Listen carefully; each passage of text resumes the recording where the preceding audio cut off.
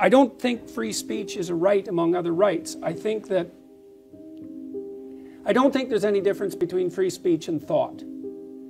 And it has to be free, because if it's not free, it's not thought. I just want to repeat. Yeah. You said something that just stopped me. Sorry, because stopped me so completely cold that I missed a little bit of what followed. I just want to repeat it. There is no difference between speech and thought. When you have a problem, you have to think, and if you have a problem, the thinking is going to be troublesome, because you're going to think things that upset yourself and upset other people. It's part of the necessity. It's part of what will necessarily happen if you're thinking. Mostly, you think in words. Now, people also think in images, but I'm not going to go into that. We'll just leave that aside. But mostly, we think in words. When you think, there's two components to it that are internal in a sense.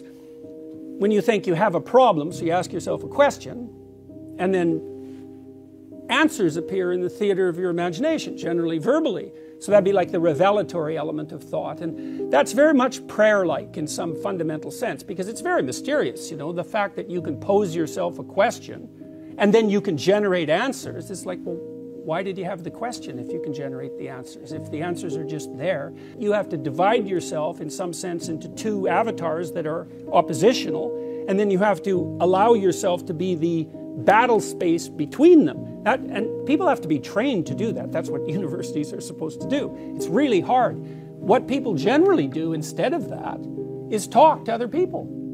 And that's how they organize themselves, by talking to other people.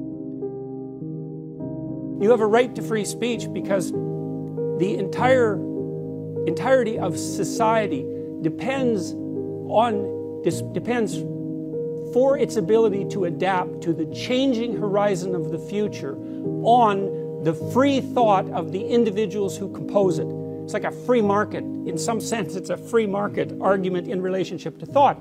So societies that are going to function over any reasonable amount of time have to leave their citizens alone to grapple stupidly with complexity, so that out of that stupid grappling, fraught grappling that's offensive and difficult and upsetting, we can grope towards the truth collectively before taking the steps to implement those truths before they've been tested. The word that's truthful, there's more to it than that, but the word that is truthful is the word that extracts habitable order out of chaos.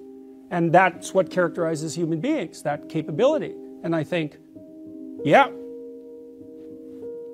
that's what your culture is based on.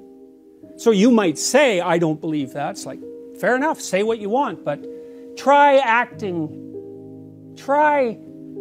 basing your personal relationships on any other conception than that, and see what happens.